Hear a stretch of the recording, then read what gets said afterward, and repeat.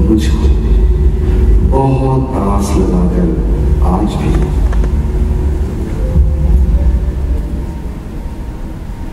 दोस्तों, भारत को आजाद हुए 66 साल हो गए, लेकिन आज भी बच्चों को पैदा होने से पहले ही मार दिया जाता है, औरतों पर जुल्म किया जाता है। और ऐसी एक कहानी है एक मां की। तो सुलेखा जी, जब आपको खबर मिली कि आप मां बनने वाली हैं, तो आपके घर में क्या माहौल? जी, जाहिर सी बात है, घर में तो सब खुशी थे। उसके बाद क्या हुआ?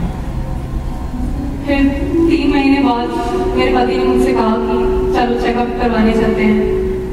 बोला कि डॉक्टर लोग देखेंगे सब ठीक ठाक है या नहीं, इस बहाने से ले गए। और फिर वहां पे डॉक्टर नहीं गए?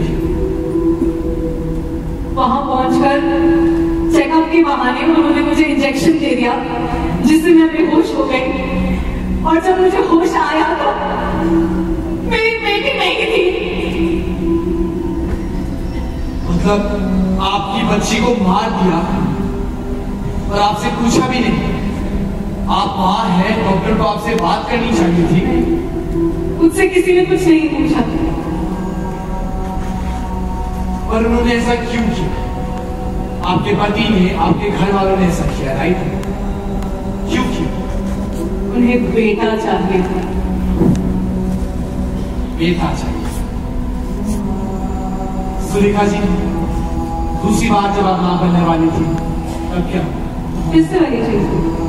डॉक्टर के पास ले गए, चेकअप करवाया, बच्चा है या बच्ची? जी हाँ, मेरे पति डॉक्टर से पहले ही बात करके रखते थे, और डॉक्टर्स भी करते हैं ये सब पैसों के लिए। कितनी बार आपके साथ? 6 साल में 4 बार। हर बार मुझे ऐसा लगता था कि जैसे मैं किसी का खून कर रही हूँ। एक मासूम था जिसका कोई दोष ही नहीं है। आपने कभी किसी से मदद नहीं मांगी? आपके पेरेंट्स, रिश्तेदार? मांगी थी, कई बार मांगी थी, लेकिन उन्होंने भी यही कहा कि हम क्या कर सकते हैं, तुम उनके साथ एडजस्ट करो, उनके हिसाब से चलो, क्योंकि तुम्हें उनके साथ ही तो रहना है। जब आपके साथ ये जुल्म हो रहा था, तब आपने इस बच्चे को जन्म कैसे दिया? जब मुझे 5वीं बार पता चला कि मैं मां बनने वाली हूँ, तब मैंने निर्णय लिया कि इस बार मैं अपने पति को भी नहीं बताऊंगी। 5 या 6 महीने तक तो मोहल्ले में किसी को भी नहीं पता था, और उसके बाद जब सबको पता चला तो बहुत देर हो चुकी थी। फिर मेरी एक बेटी हुई, नन्ही परी जैसी। उसे देखकर मैं अपने सारे दुख भूल गई। बहुत सुंदर होगी। जी हाँ, बहुत सुंदर थी। अच्छा सुलेखा जी, आपके चेहरे पे जो ये निशान है, क्या ये बचपन से है या आपका कुछ एक्सीडेंट हुआ था? नहीं, मेरी बेटी के पैदा होने के बाद मेरा पति मुझसे बहुत झगड़ता था, मारता भी था कई महीनों तक। फिर एक दफा संडे का दिन था, छुट्टी थी, तो मैं बिस्तर में लेटी हुई थी और अचानक पता नहीं कहां से मेरा पति कमरे में आया, मुझ पर हावी हो गया। उसने मेरे कंधे दबाए, मेरे हाथ खींच लिए और अपने दांतों से चेहरे का मांस चबाने लग गया, जैसे कोई भेड़िया हो। इतना वहशी बनता उसने, इतनी घृणा भरी हुई थी मेरे लिए। पता नहीं मैंने कौन सा जुर्म कर दिया बेटी को जन्म देकर। मेरी नाक, मेरा माथा, मेरे गाल, उसने मेरे पूरे चेहरे का मांस चबा दिया।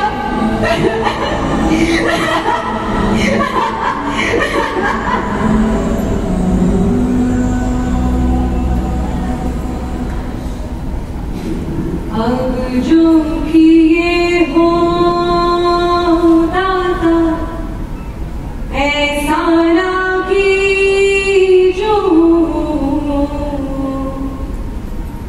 अब जो किए हो दाता, ऐसा ना कीजो।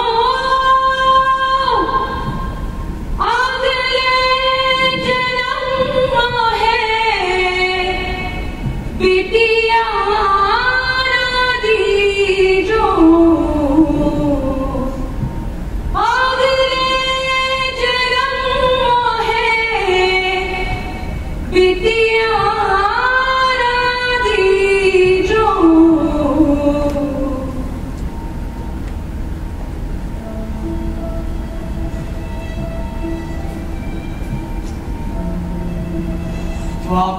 एक मां की तड़प। और दोस्तों, एक नन्ही सी लड़की भी आपसे कुछ कहना चाहती है, जो कह ना सकती।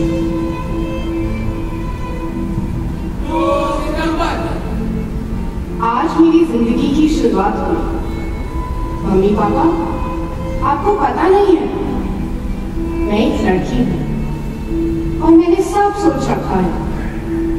मेरे काले बाल होंगे, भूरी आंखें होंगी और ये भी कि मुझे फूल बहुत पसंद होंगे।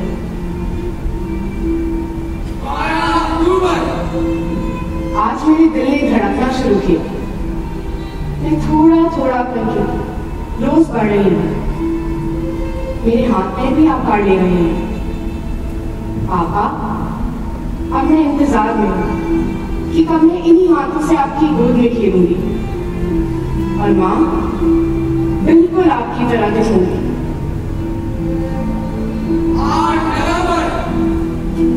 मम्मी पापा, आज आप मुझे डॉक्टर को दिखाकर खुश क्यों नहीं दिख रहा है?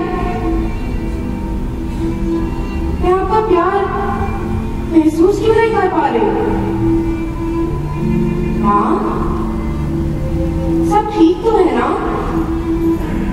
दादी, पापा, आप लोग सब लड़ क्यों रहे हैं? क्या आप मुझे मारना चाहते हैं क्योंकि मैं एक लड़की हूँ? क्यों माँ?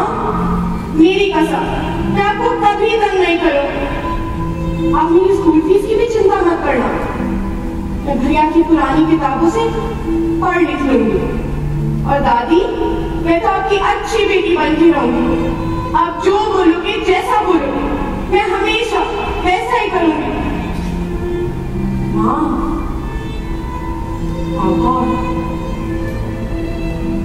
आप सो रहे हैं और मैं नहीं सो पा रही। ये सोच के कि कल आप 4 बजे मुझे डॉक्टर के पास ले जाकर मार देंगे। मैं आपको जगाना तो नहीं चाहती, धीरे से कहना चाहती हूँ, I love you माँ। पापा, I love you।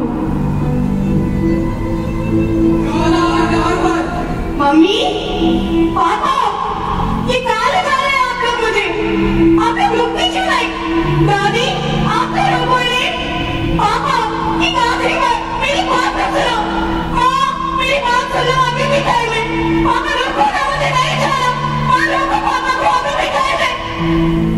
आप लोग मुझे मिस नहीं करोगे? मैं आप लोगों को बहुत मिस करूंगी। पापा बोलो नहीं रुकेंगी। माँ रुक जाओ। पापा रुको ना, पापा अभी भी घर में रुको ना। दादी बोलो तो। पापा,